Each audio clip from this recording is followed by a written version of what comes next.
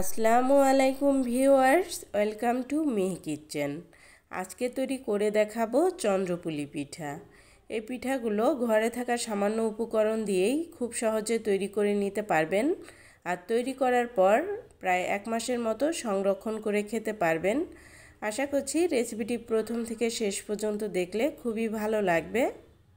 পিঠার পুরটা তৈরি করার জন্য প্রথমে আমি বাদাম ভেজে নিচ্ছি, আর এখানে আমি হাফ কাপ বাদাম দিয়ে খুব ভালোভাবে ভেজে নিব। যখন বাদামগুলো ভেজে নেওয়া হয়ে যাবে, এরপর বাদামগুলোকে ঠান্ডা করে উপরের খোসাটা এভাবে ছাড়িয়ে নিব। একই প্যানের মধ্যে দিয়ে দিয়েছি 1/4 কাপ চাল। আর সবসময় ভাত রান্না করার জন্য যে চালটা ব্যবহার করা হয় সেই চালটাই আমি এখানে নিয়েছি। আর এই চালটাকে খুব ভালোভাবে ভেজে নিব। চালটা যখন ভেজে নেওয়া হয়ে যাবে, এরপর এই চালগুলোকে ঠান্ডা করে নিব।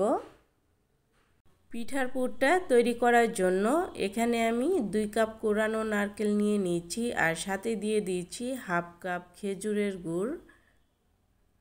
এখানে দিয়ে দিয়েছি 2 টেবিল চামচের মতো পানি।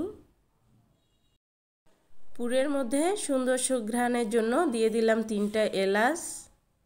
এখন এই পুরটাকে জাল করে নিব। আর কিছুক্ষণ জাল করে নেওয়ার পর দেখা যাবে গুড়টা গলে গেছে আর নারকেলটাও সিদ্ধ হয়ে গেছে। এ পর্যায়ে দিয়ে দিচ্ছি 2 টেবিল চামচ চিনি।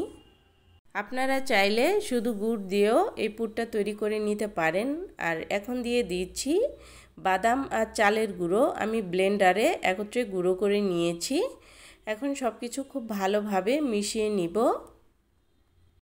মিশিয়ে নেওয়া হয়ে গেলে এর মধ্যে দিয়ে দিচ্ছি 2 টেবিল চামচ গুঁড়া দুধ। গুঁড়া দুধ দিলে খেতে ভালো লাগবে। সব কিছু আমি চেখে নিয়েছি, আর আমার কাছে মনে হচ্ছে এর মধ্যে কিছুটা লবণ অ্যাড করতে হবে। তাই আমি এর মধ্যে প্রায় 1 চিমটির মতো লবণ অ্যাড করে দিচ্ছি। আর লবণটা কিন্তু অবশ্যই আপনাদের স্বাদ মতো অ্যাড করে নেবেন। এখন এই পুরটাকে ঠান্ডা হতে রেখে দিব একটা সাইডে। আর এরই মধ্যে আমি পিঠার ডোটা তৈরি করে নিচ্ছি। এজন্য একটা প্যানে দিয়ে দিয়েছি 2 কাপ পানি, আর এর সাথে দিয়ে দিয়েছি হাফ চা চামচ লবণ। পানিটা যখন এরকম ফুটে উঠবে, এ পর্যায়ে এর মধ্যে দিয়ে দিচ্ছি 2 কাপ শুকনো চালের গুঁড়া। আর এটা কিন্তু আতপ চালের গুঁড়া। একটা ঢাকনা দিয়ে ঢেকে দিব 2 মিনিটের জন্য। আর চুলার জালটা আমি লোতে করে দিয়েছি। এখন সব কিছু খুব ভালোভাবে মিশিয়ে নিব। আর মিশিয়ে নেওয়া হয়ে গেলে এখন ঢাকনা দিয়ে ঢেকে চুলার জাল একদম লোতে করে রেখে দিব প্রায় 5 মিনিটের জন্য। 5 মিনিট পর দেখা যাবে এই চালের আটাটা কিন্তু খুব ভালোভাবে সিদ্ধ হয়ে গেছে। আর এই আটাটাকে কিছুটা গরম থাকা অবস্থায় হাত দিয়ে খুব ভালোভাবে মেখে নিতে হবে। হাতে যদি খুব বেশি গরম লাগে, সেক্ষেত্রে পানির মধ্যে হাতটা ডুবিয়েও কিন্তু এভাবে আটাটা খুব ভালোভাবে মেখে নেওয়া যাবে। 2-1 বার এভাবে পানির মধ্যে হাত ডুবিয়ে নিলেই কিন্তু হয়ে যাবে, এর থেকে আর বেশি লাগবে না। বেশ কিছুক্ষণ মেখে নেওয়ার পর যখন হাতের সাথে আটাটা লেগে আসবে না, এ পর্যায়ে বুঝতে হবে আটাটা খুব ভালোভাবে মেখে নেওয়া হয়ে গেছে। যতটুকু সাইজের পিঠা বানাবো সেই অনুযায়ী লেচি কেটে নিচ্ছি। আর বাকি আটাটা ঢেকে রাখবো, এতে করে উপর থেকে ড্রাই আউট হয়ে যাবে না। হাত দিয়ে খুব ভালোভাবে ডলে নিব।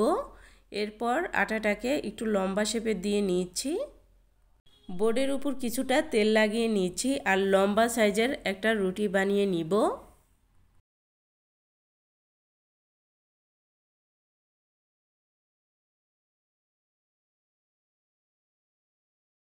আগে থেকে যে পুরটা তৈরি করে রেখেছিলাম, সেখান থেকে কিছুটা পুর দিয়ে দিচ্ছি।